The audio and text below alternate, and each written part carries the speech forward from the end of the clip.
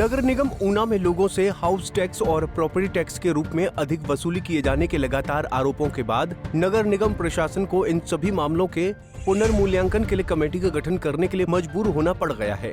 हालांकि एक मर्तबा नगर निगम के आयुक्त द्वारा इन शिकायतों को पूरी तरह से नजरअंदाज करते हुए इसे पूर्व नगर परिषद द्वारा निर्धारित की गई टैक्स बताया था, लेकिन अब इस मामले के लगातार तूल पकड़ने के बाद नगर निगम को लोगों के समक्ष झुकना पड़ा है और प्रॉपर्टी सहित हाउस टैक्स के सभी मामलों के पुनर्मूल्यांकन के लिए कमेटी गठित करनी पड़ी है। प्रॉपर्टी हाउस टैक्स से संबंधित किसी भी प्रकार की शिकायत को लोग अब नगर निगम के पास ले जा सकते हैं, जिसका निपटारा पुनर्मूल्यांकन कमेटी द्वारा ही किया जाएगा। नगर निगम द्वारा की जा रही प्रॉपर्टी और हाउस टैक्स की वसूली को लेकर खड़ा हुआ विवाद नगर निगम को पुनर्मूल्यांकन कमेटी गठित करने पर मजबूर कर गया।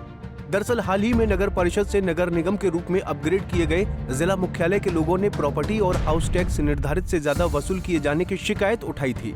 इसको लेकर लोग लगातार नगर निगम पर मनमानी का आरोप भी लगा रहे थे। इसके संबंध में शहरवासियों का आरोप था कि प्रॉपर्टी और हाउस टैक्स उनके बने हुए प्रॉपर्टी या घर के असेसमेंट से कहीं अधिक लिया जा रहा है।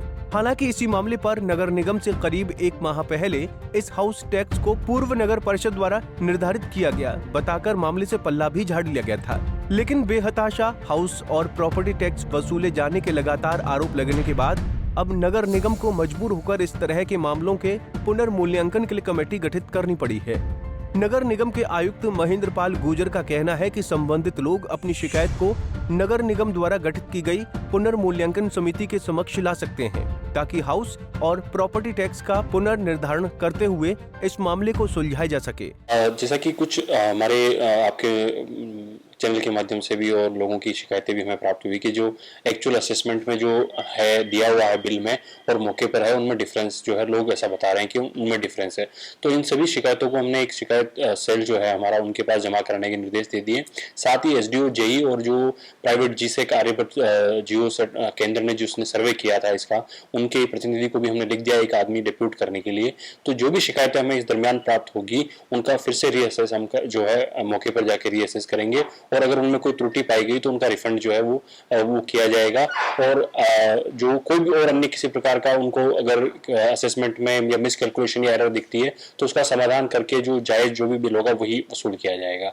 इसमें किसी प्रकार का कोई संशय ना रखे और अगर आपको लगता है कि आपका बिल एरिया ज्यादा या कुछ इस प्रकार की टेक्निकल एरर है तो निसंदेह हमारी कमेटी में एसडीओ साहब हैं हमारे, उन्हें या हमारे ऑफिस में जमा कराएं ताकि हम इसका रीअसेसमेंट कर सकें। पंजाब केसरी टीवी के लिए ऊना से अमित शर्मा की रिपोर्ट।